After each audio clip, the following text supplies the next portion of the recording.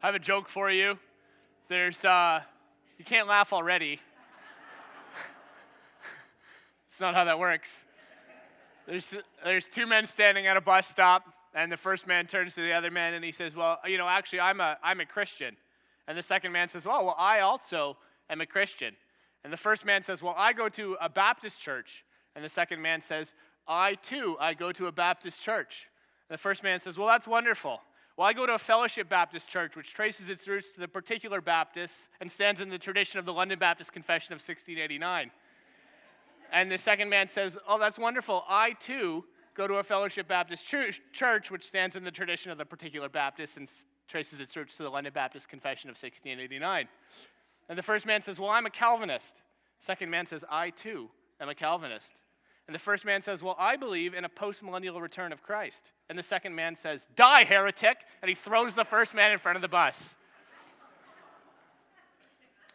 You're allowed to laugh now. That's... getting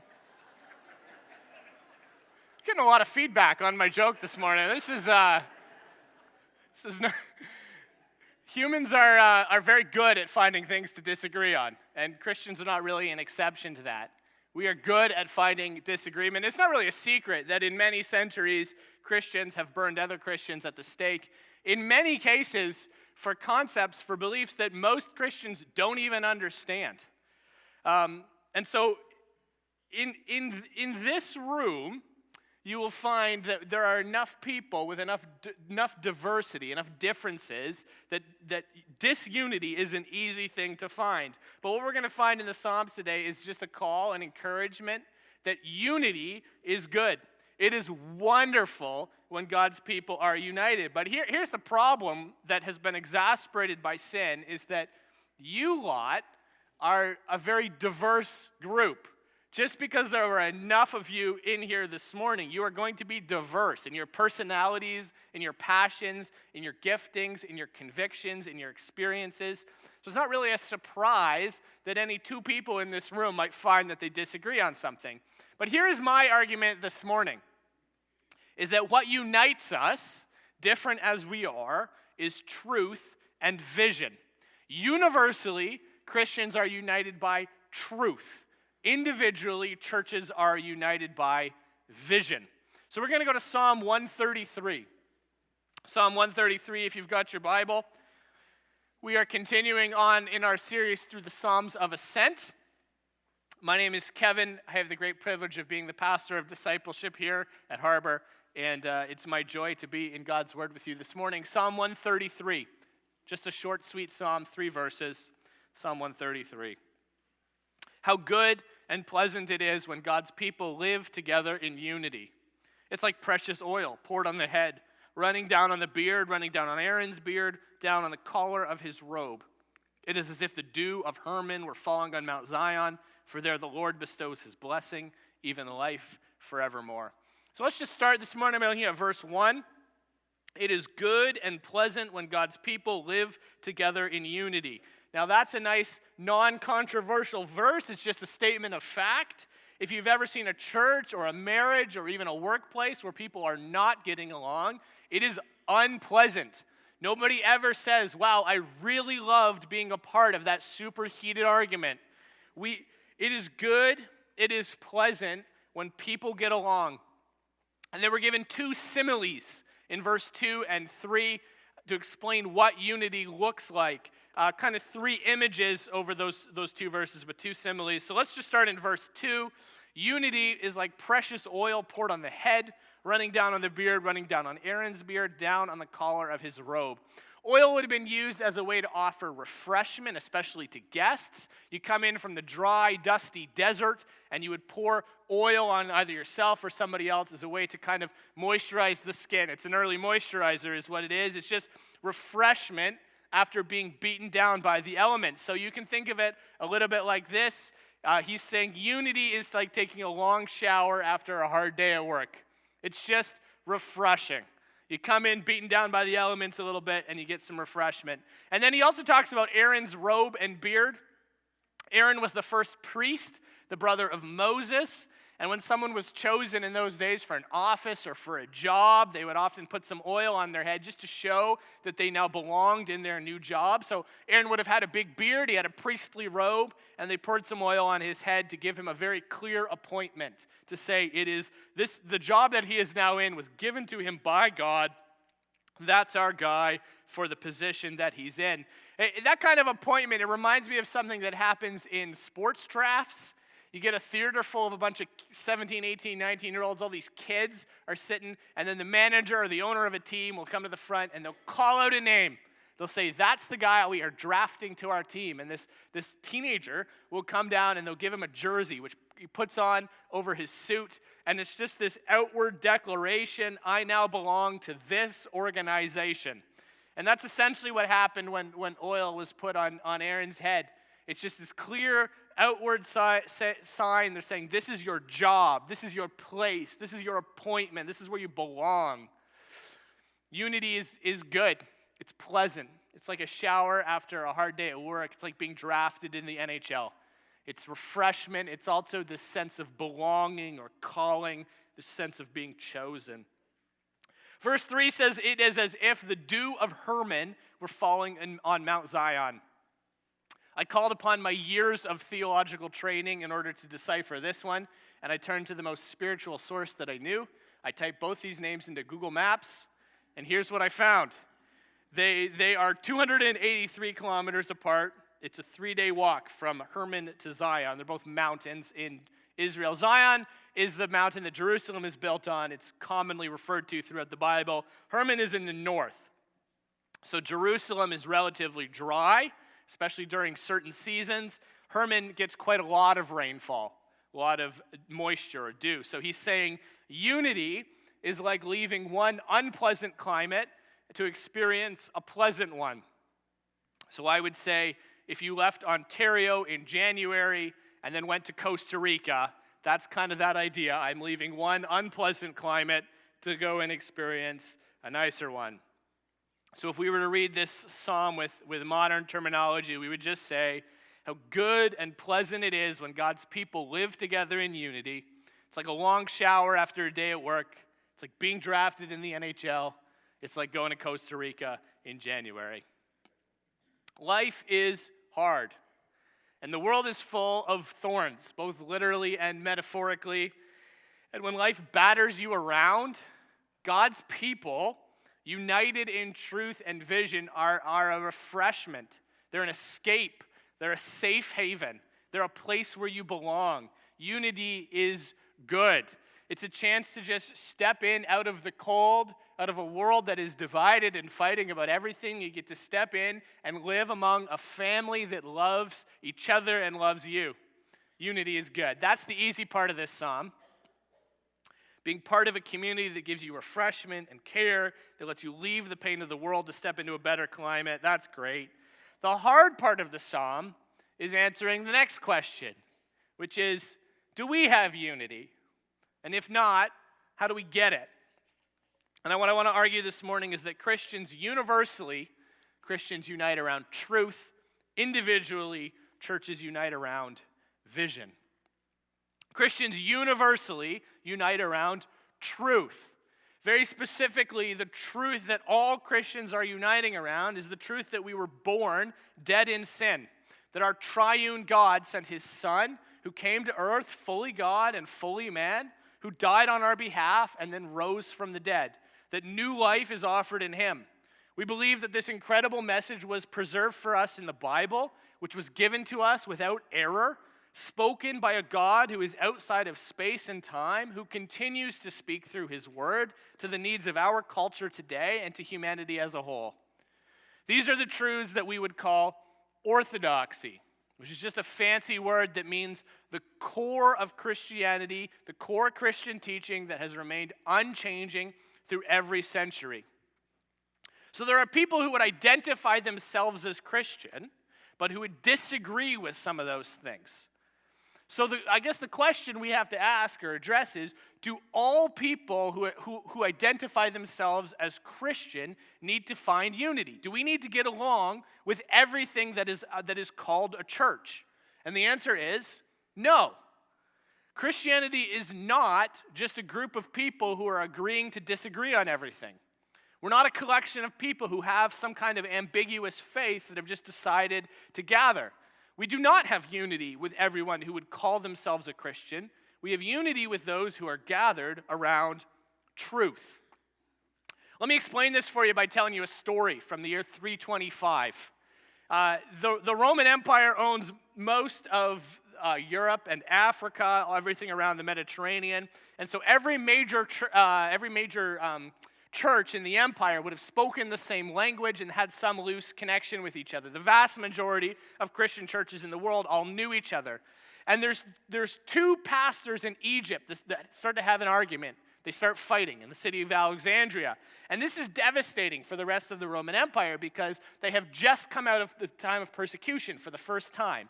They're just finally in a place where Christians are allowed to meet, where they're not being persecuted. And so pastors all over the world are devastated by this news that there's a fight in Alexandria. So they decide to gather. Let's get every single pastor in the world under one roof, and we're going to sort this out. So they all go and meet in Nicaea, which is in modern-day Turkey, in the city of Nicaea. And their goal is to find a compromise. They are seeking a compromise to the argument that is taking place right up until the moment that one of the men, his name is Eusebius, he stands up and he explains what it is they are arguing about. And he stands up and he says, the argument we are having in Alexandria is about whether or not Jesus is God. And Eusebius says, I do not believe that Jesus was God. As soon as all the other pastors hear that this is the issue, the entire attitude changes. One of the men who was present there, he talks about how the whole goal was compromise until we heard the issue. Then the goal was decisive action. The attitude entirely flipped. So those present decide, they realize they need to condemn this teaching in the strongest possible words. And so a man named Nicholas of Bari stands up, he leads a charge to storm the stage, snatches Eusebius' notes out of his hand, tears them all up, tramples them under his feet. And then the council declared collectively in no uncertain terms that Jesus is fully God and fully man, and that anyone who believes otherwise is not welcome to teach in a Christian church. So they fire Eusebius. It is good for Christians to find unity. Sometimes, in the name of unity, the correct thing to do is storm the stage and tear someone's notes up and trample them underfoot. Now, some people may say that sounds like disunity. That sounds a whole lot like being argumentative. Aren't we all supposed to just get along? But we are uniting around truth, not around people. We are not trying to get collectively to gather together around each other. We are gathered around Jesus. And so when a teacher is inviting people to gather around a false Jesus, this is no longer part of the unity that we share. We aren't gathering all people. We are gathering around someone, around the truth of who Jesus was. Also, this is what Jesus told us to do.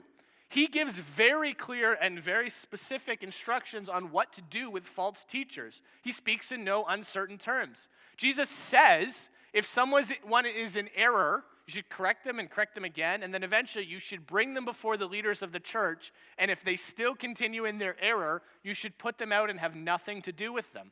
So what Nicholas of Bari does is actually obedience to the words of Jesus. That's what Jesus taught.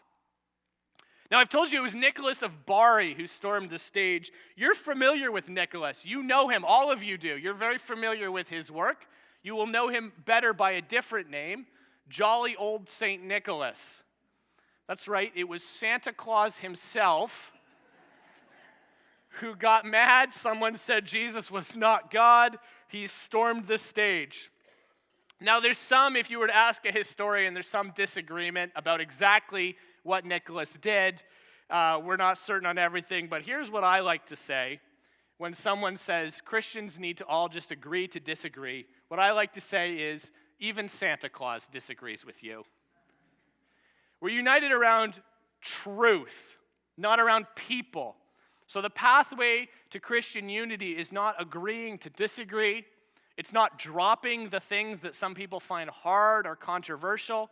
It's not dropping everything that we disagree on. The pathway to Christianity is rallying to what we know to be true.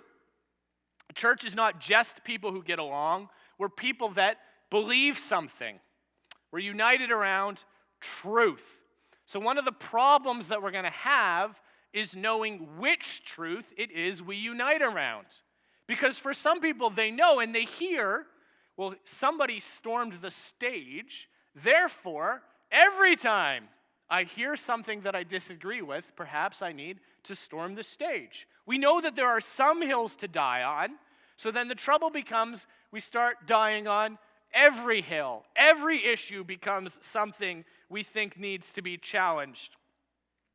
So here's the issue with that, is that if you were to storm the stage and tear up my notes every time I said something you disagreed with, first of all, one of you would probably already be up here.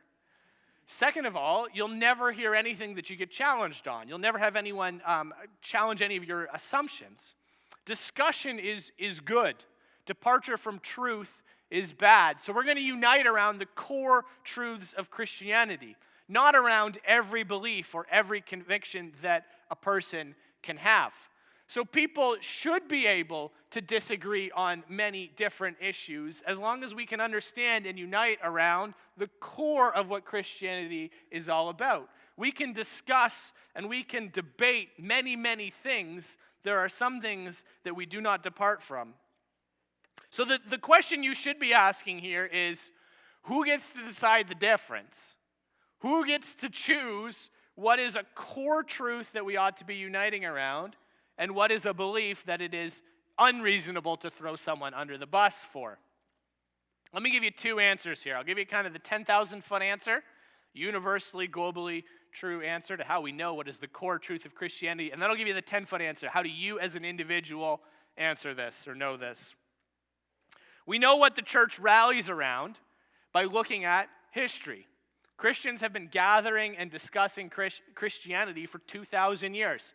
I just talked about many pastors gathering in Nicaea in 325. They wrote down what they felt Christianity was all about. We still know what it is they said Christianity was all about. And pastors have continued to gather from all over the world to discuss what the core doctrine of the church is. Approximately every 50 years, for 1,700 years now, we have gathered every pastor in the world in one place to discuss Christianity. We used to do this globally. We tend to do it in smaller groups now. We still do this. We met earlier this month. Our denomination gathered in Toronto in November. 526 churches from every province and territory in Canada. And we discussed and we voted on our doctrinal statement. It still looks and sounds, we believe, all the same things that people believed in the 300s and the 500s and the 900s and the 1200s and the 1700s and so on. So the way you can know which truths of Christianity are the core ones is that you can stack on top of each other all of the creeds and catechisms and confessions and doctrinal statements that we have been writing for centuries. Millions and millions of pastors over thousands of years have been writing what they feel Christianity is all about. You can stack them all on top of each other, and you will see a handful of outliers here and there, extra things, but you will very clearly see a through line through all of them. We have never been in disagreement on many issues through all the centuries. We have never disagreed that there is a Trinity, that Jesus is fully God and man, that the Bible is inerrant, that it has no errors and that it is relevant for us today, that salvation is through Jesus alone. So how do we know which truths Christians universally should unite around? The answer is it's the ones we've always united around. You can believe more, but you cannot believe less. But let's answer that kind of from a 10-foot level. How do you personally know which truths we rally around? Because you're probably not going to go and stack all of the creeds from history on top of each other. How do you know? Well, my simple answer for you personally is that we teach 3 classes at this church that specifically spell out exactly what this church believes. Especially if you come to Connect and Belong, the second and the third one, we will tell you, we will go through our doctrinal statement. At Belong, I teach that. I do about 45 minutes through every point in our doctrinal statement. We have 10 things in our statement, and these are not arbitrary. We didn't just arbitrarily pick things that we think are important as a church. These are the same 10 things that virtually all Christians in all centuries have agreed on. The Trinity, the Bible, salvation through Jesus, the church, and so on. You can believe more than those things, but you cannot believe less and still consider yourself a Christian. So universally, which truths do Christians unite around? Where do we find unity? We unite around the truths that the ecumenical councils for centuries have found unity around. And how do you personally know which truths those are? We teach them. We teach them in plain language. Just come to the next one that you belong at. If you've been to number 1, go to number 2, and so on. We stand united with billions of Christians in hundreds of thousands of churches over thousands of years who have all believed what we believed. It is unchanging. So when someone says something you disagree with, you probably should just talk it through with them. Chances are it's not an issue of orthodoxy. If you hear something from this pulpit and you disagree with it, we would love to have that discussion with you. You can email myself or Jeff or whoever's up here. We will have coffee with you and we will gladly sit and talk through what it is you hear a disagreement on. But if you hear someone from this pulpit telling you that Jesus is not God, Santa Claus gave you a pretty good demonstration of what you're probably supposed to do. There is a line that you cannot cross. Stepping into a community united around truth is like a hot shower after a long day at work. It's like being drafted in the NHL, chosen and called. It's like flying to Costa Rica in the middle of January. It's this refreshing, beautiful thing in a world that cannot agree on anything. In a church, we get to agree on many things. And this is true in every century, and this is true all around the world. You can go to any church, in any language, in any culture, churches that still agree. You will find churches that still agree on Orthodox Christianity, and you will find and experience some level of fellowship and community and unity with them. You can find unity with Christians all around the world, regardless of language or culture, because we always unite around truth. Secondly, individual churches unite around a vision. What I mean by that is that an individual church has to agree upon a set of criteria that goes over and above the truths that define universal Christianity. So let me just give you an example of that. Let's say, I say to you this morning, we're going to have 2 services, one at 9 a.m., one at 10:45 a.m. And someone over here stands up and says, well, I would far prefer 11:30. And someone over here stands up and they say, well, I would like 7 p.m. So we just sit down and we think about this and we look through all of church history and we see it doesn't really matter when you meet on Sunday. Nobody has ever felt that this was a binding issue. Nobody in history has ever decided that that is a core belief we need to agree on. And so we just say to each other, listen, we all believe in Jesus. We all love Jesus. We all want the same thing, so it doesn't really matter. It doesn't matter when we meet. Each of you can hold your own convictions. And so everyone just starts showing up throughout the day. What we end up with is no service at all. We just get people coming in and out of the building, all at their own time. So an individual church must have unity and agreement on truth, but also we need unity and agreement on where and when we meet, even though this is not something that we see as timeless or binding for all Christians. So this is a helpful principle because it's going to apply to a lot of things. There's a lot of stuff that is not essential to historic Christianity, but it is something that a church or a discipleship group must agree on. Must. Sometimes just for the sake of logistics, but often for the sake of being able to be on mission together. How do we actually go about obeying what Jesus commanded? So a church, a discipleship group, even a marriage, it needs a unified vision that is over and above the gospel truth that they have united around. The New Testament church instructs churches to appoint leaders. And those individual churches are asked to appoint leaders who will give direction to the church. So what you see is that when Paul writes his letter to the Ephesians, He gives them encouragement and direction, but you never hear in Ephesians about anything that's going on in Corinth. And when you read Galatians, you'll find some rebuke and some encouragement and some challenge, but you never hear about what's going on in Thessalonica. Even though everything Paul is writing to each of those churches is universally true, which is why we read all of those letters. He does not have kind of one, universal letter. Just send these instructions, this encouragement, this level of rebuke, these instructions to every church in the world, and it will deal with their problems. He addresses each church individually because the churches are individual. They're different. They don't have the same problems. They don't have the same even good things about them. And this is still true today. Direction and guidance does not look the same from church to church. Twice in the Bible, we're told to submit to the elders of the church. I put that up here on the screen for you.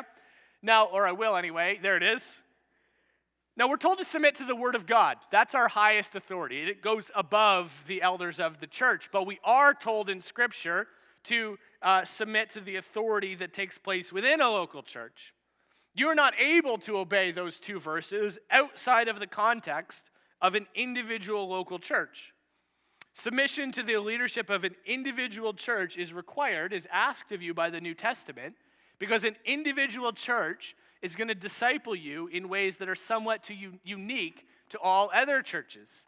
There will be problems that have to be addressed here. There will be encouragements that take place here that's different than elsewhere. Let me kind of help clarify this for you by giving you a quote from Dietrich Bonhoeffer. This is from his book, Life Together. On innumerable occasions, a whole Christian community has been shattered because it has lived on the basis of a wishful image. Certainly, serious Christians who are put in a community for the first time will often bring with them a very definite image of what Christian communal life should be, and they will be anxious to realize it. Those who love their dream of a Christian community more than the Christian community itself become destroyers of that Christian community. In other words, what he says is, it is very normal for Christians to come to a new community with a very clear idea of what community is supposed to look like. Because they're familiar with the direction and the vision of the church that they came from previously. Or perhaps something that they saw online or read in a book. And so they come to a church and they want and they ask for the church to look and to feel like a specific thing that they have in their mind. But Bonhoeffer says when you enter a Christian community with a very definite image of what Christian unity should be, you'll almost definitely end up frustrated, and in many cases, you'll actually kill the community that you entered. Each church has its own way of accomplishing what the Bible has commanded churches to accomplish. All churches are united in truth, or every church that is a true church is united in truth. So you can share some unity anywhere in the world, regardless of culture or language, but individual churches unite around vision, around a specific way of carrying out all that Scripture commands. That is why it is so valuable for you to find and commit to one church for the long term. Sometimes people like to enjoy, the preaching of one church, but the programming of another, maybe the groups of a third, or they want more unity among all the churches. Why don't we have every church in the city just swapping ministers and people? Why aren't we all just one big body? And the idea here is simply that it's not that those things are even necessarily wrong, but it is good. It is pleasant when God's people live in unity. And the best kind of unity is going to come from one church. If you can submit to the elders, if you can buy into the vision, if you can follow the discipleship pathway in one church for a long time, you will find yourself united with other individual Christians in a unique way, a way that you will not find in any other church in the world. There is some unity that happens globally between Christians because we are all united around orthodoxy, but there is greater unity that will only happen in the local church because we are united under the same leadership, being directed into following God's commands uniquely here. Each church is its own body. There's a lot of jobs in this country that have been replaced by assembly lines, by robots. One job, as I understand it, that has not been replaced is that of a butcher. Human butchers are still required, especially with cows and pigs. I think chickens might be a little different. But with cows, the muscle and the sinew and the bone grow uniquely enough in every individual animal that if you want to take out a brisket or a top roast or whatever, it requires a human to place the knife. There's too much variance for an assembly line for a robot to identify and cut it on its own. So at least at this point in time, machines cannot replace this because bodies are too unique. Bodies have too much variance. Churches are described as bodies. Each one is unique. No two look the same. There are strong similarities, sure. I mean, two cows are both cows. Two cows have a whole lot more in common than they have things that are different. Two churches are both churches. They're two of the same thing, but they are fundamentally unique in many, many ways. And so we at Harbor, we're going to teach and practice baptism and communion and worship and care in specific ways. And you may say to me, well, the previous church I was at, they practiced these things differently. Right. But we in this room, we unite around a common vision. And it is different than other communities you've been in because we are different. And you may go to your discipleship group and you will say, I have seen another way of leading that is different than the way this group is being led. And you're right. But this group is not your other group. The group you're in now is unique. It's a different group of people. It's different than other communities you've been in because the people are different. You can find sweet unity with believers at any church in any country, but you will find sweeter unity by committing wholesale to one church. Individual churches unite around vision.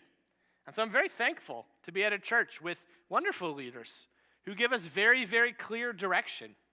You want to know why we do what we do? We painted it on the wall. We talk about it every week. You want to know what you as an individual are being invited to do by our leadership? We painted it on this wall. We talk about it almost every week. You want to know our 5-year plan? Where the church is headed? That's on the website.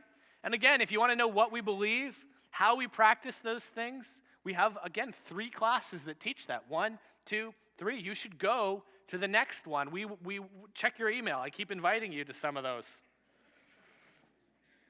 Individual churches unite around a vision, clear direction, and a specific way of doing things. Churches have distinctions. All Christians unite around truth, but individual gatherings of Christians unite around vision. We have distinctives, we have practices, we have direction. It comes from our leadership. It's as simple as this. It's as simple as remembering the fact that this service starts at 10:45. That is not a binding principle. That is not universally true of all churches, and I would be crazy to expect it to be. But this service starts at 10:45. That's how you can remember that. We have to have some things in common that we don't have to have in common with other churches in the world. So how do Christians find unity? Globally, Christians unite around truth. Individually, churches unite around vision. How good and pleasant it is when God's people live together in unity. It's like a shower after a long day at work. It's like being drafted in the NHL. It's like getting to leave Ontario to go to Costa Rica in the middle of January. Let me give you the words of Jesus in Matthew 5. He says this, "Therefore, if you're offering your gift at the altar, and there you remember that your brother or sister has something against you, leave your gift there in front of the altar. First go and be reconciled to them, and then come and offer your gift." The good news here is that Jesus is anticipating that there are times where you are not going to get along. He expects there will be moments when you have a problem with a brother or a sister, but he also tells you, he commands you that you need to be reconciled with them. You need to make things right. The New Testament outlines a number of things that people are prone to disagreeing on. We devalue other people's gifts. We get convicted on certain issues, and it's not a conviction that other Christians share. We get to arguing about words rather than simply returning to being workers who live out the Word of God and who are shaped by it. In a moment, we're going to do communion together. You see the communion tables up here. And what I'm going to do is I'm going to invite you to stand, and you're going to come and get the bread. But here's my invitation to you in that moment. As people are coming forward, it's kind of a little bit chaotic. There's a little bit of milling around. As people are coming forward, can I invite you to go sideways if you need to? If there is a brother or a sister in this room who you need to make things right with, would you go and do that first? That is what Jesus has commanded you to do. If you're about to approach the altar, you remember you have disunity with your brother or sister, go and be reconciled to them first. Maybe you've devalued someone's gifting. Maybe you've really put your foot down on an issue or a conviction. Maybe you have been quarreling about words. Maybe you need to send a text. Maybe you need to cross the room, but would you be reconciled with your brother or sister? We're united around truth, around the core of what it means to be Christian, and we're united over unique and individual distinctions that we have as a body that come from our leadership and that we get to be a part of. A church is incredibly diverse, incredibly diverse. Friend groups form around people who have things in common. But I would wager there are enough of you in this room, I don't think all of you have a single thing all in common, except for our love of Jesus Christ and our desire to honor his word. If we can unite around truth, if we can unite as a church, if we can be reconciled to each other, that is a work that could only be credited to God himself in our midst. If we in this room can be reconciled to each other and live in unity, that is good and it is pleasant. It is like oil on the beard of Aaron. It is like dew on the dew of Hermon on Mount Zion.